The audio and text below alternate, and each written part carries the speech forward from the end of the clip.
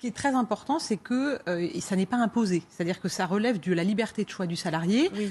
Quand vous dites l'âge de départ à la retraite, c'est 64 ans, c'est imposé à tous les salariés. Donc ça n'a quand même rien à voir.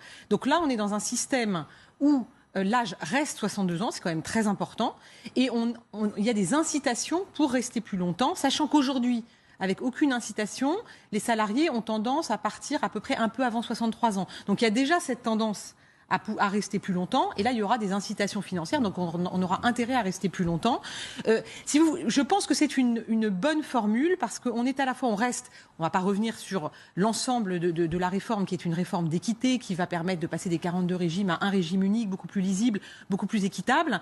Et surtout, la pérennité du système. Il y a besoin de 10 milliards en fait.